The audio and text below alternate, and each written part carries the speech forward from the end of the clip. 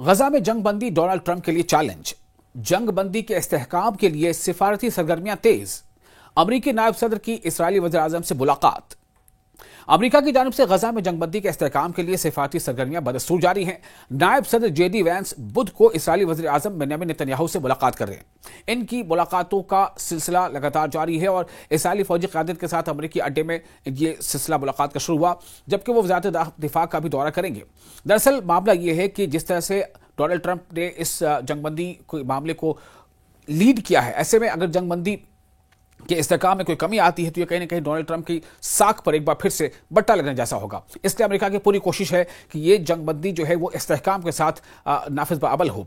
Vents और Netanyahu यानी America के जो नायब सदर हैं जेडी वैंस और इसराइल के वज़ीर आज़म नेतन्याहू के दरमियान बातचीत में गजा की ताज़ा सूरत हाल, अमरीकी इंतजामिया का आइंदा मरहले का मंसूबा और आलमी दबाव जिस तरह से बन रहा है उसको लेकर के गजा के तामीर नौ और साथ ही साथ इसमें किस तरह से स्टेबिलिटी हो, इस्तेहकाम से मुताल्लिक ताउन पर तबादला ख्याल किया गया।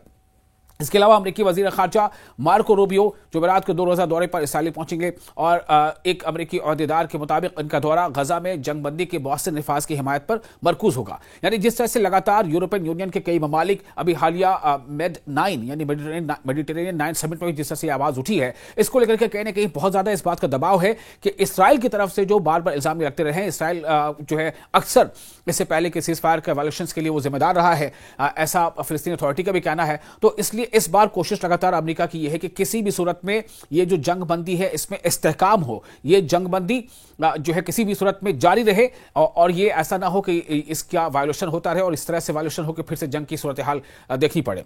उधर अमेरिकी सदर डोनाल्ड ट्रंप ने हमास को खबरदार किया है कि वो बड़ी मुसल्लह कुव्वत के क़याम से बाज रहे।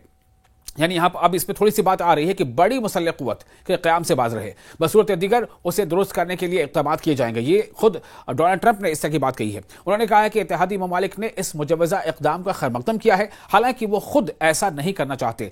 ट्रंप ने हमास के बयानात को जंग बंदी की खिलाफ वर्जी करार देते हुए इंतबाह जारी किया कि अगर हमास ने दुरुस्त रवैया अख्तियार न किया तो अंजाम सख्त, तेज और भयानक होगा। जबकि हमास की तरफ से बार बार यह कहा जा रहा है कि दरअसल कोशिशें हमारी तरफ से लगातार इस बात की हैं कि जंगबंदी जो है वो लगातार नाफिज रहे, लेकिन इसराइल दरअसल किसी न किसी बहाने से और जो उनके सेटलर्स हैं उनके जरिए से गजा में लगातार जो है वो तशद्दुद बर्पा कर रहा है और इसराइल इसी को बहाना बनाकर यह चाहता है कि फिर से एक बार कहीं ना कहीं जंग के हालात पैदा हो जाए।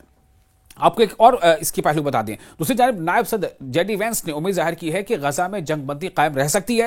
उन्होंने कहा कि अमेरिका ने हमास के गैर मुसल्लह किए जाने की आखिरी तारीख मुकर्रर नहीं की है ताकि मुआहदे पर अमल दरामद में कोई रुकावट न हो। जेडी वैंस जो अमेरिका के नायब सदर हैं, उन्होंने वाज़ेह किया कि अमरीकी इमदादी कुव्वतें सिर्फ लॉजिस्टिक मदद फराहम करेंगी और गजा में कोई अमरीकी फौजी तैनात नहीं होगा। उन्होंने मजीद कहा कि यरगमाल बनाए गए अफराद की बाकियात की तलाश वक्त लेगी क्योंकि इनके मकामात नामालूम हैं।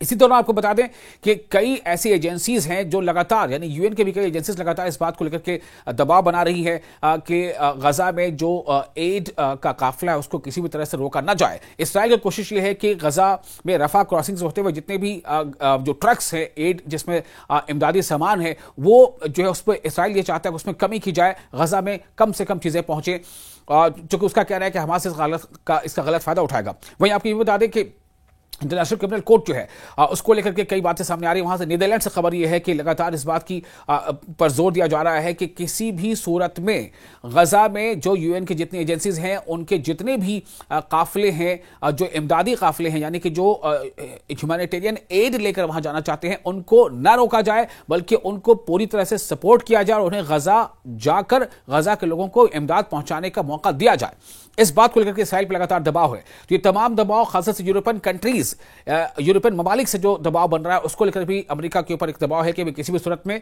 ये सीज फायर इस तरह से ना हो कि सीज फायर की खिलाफ वर्जियां होती रहे। इसी दौरान बरतानिया के वज़ीर दिफा जॉन हेली ने तस्दीक की है कि बरतानवी फौज की एक छोटी टीम भी वाशिंगटन की दरख्वास्त पर इसराइल पहुंची है ताकि गजा में जंगबंदी की निगरानी कर सके।